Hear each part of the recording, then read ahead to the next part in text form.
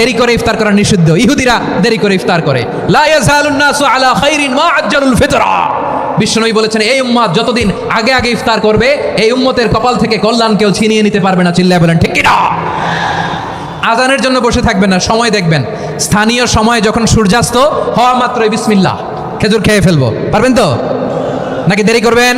তাদের মাহাত্ম্য হচ্ছে আমি অপেক্ষা করবো কখন সূর্য ডুবতেছে, ডুবা মাত্রই আমি ইফতারি করি। এটাই মর্যাদা, এটাই সম্মান, এটাই নিয়ম, এটাই মূলনীতি। রাসূল সাল্লাল্লাহু আলাইহি ওয়াসাল্লাম এটাই বলে গেছেন যে ইহুদিরা দেরিতে ইফতার করে, কিন্তু এটা আল্লাহর আনুগত্যের শানে যায় না। আল্লাহ চান যতক্ষণ বিরত থাকতে বলেছিলাম অতক্ষণ বিরত, এখন বিরত থাকা যাবে না, এখন তাড়াতাড়ি খাও, এটাই আমার আনুগত্য। আমার সাথে তোমাকে মাতাব্বরি করার দরকার নাই। তাহলে আমি এখন ভাঙতে বলেছি মানে তুমি সাথে সাথে ভাঙতেছো, মানে তুমি আমার সত্যিকার অনুগত বান্দা। আর তুমি দেরি করতেছো মানে তুমি অনেক বড় তাকওয়ালা পরহেজগারিতে আমাকে দেখা, সেটা আমার দরকার নেই। আমার কথার সাথে সাথে অনুসরণই হচ্ছে আল্লাহর আনুগত্য। এই জন্য ইফতারিতে দেরি করা যাবে না।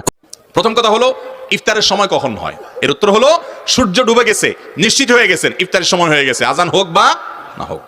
সচরাচর রমজান মাসে অন্তত মুয়াজ্জিন সাহেবরা অ্যালার্ট থাকেন একবারে টাইমলি আজান দেওয়ার জন্য, ঠিক না?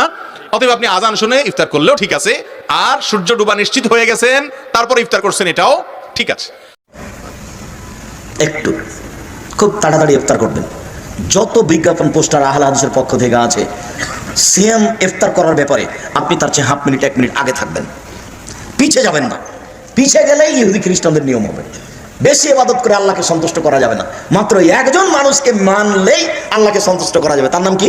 মুহাম্মদ সাল্লাল্লাহু আলাইহি ওয়াসাল্লাম। উনি বললেন আমার উম্মত অতদিন পর্যন্ত কল্যাণে থাকবে যতদিন পর্যন্ত তাড়াহুড়া করে ইফতার করবে। হাদিস নাম্বার 1957 আমাদের প্রিয় নবী বলেছেন যে আমার উম্মতরা ততদিন সঠিক পথে থাকবে যতদিন তারা তাড়াতাড়ি করে তাদের রোজা ভাঙবে। এটার উল্লেখ আছে সহিহ ইবনে হিব্বানে খণ্ড নাম্বার 8 হাদিস নাম্বার 3510।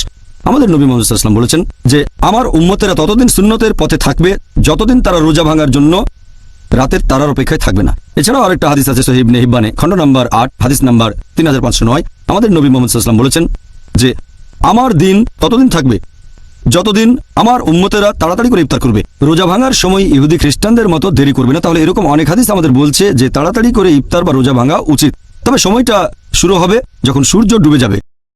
আমরা সূর্য ডুবার আগে রোজা ভাঙতে পারবো না।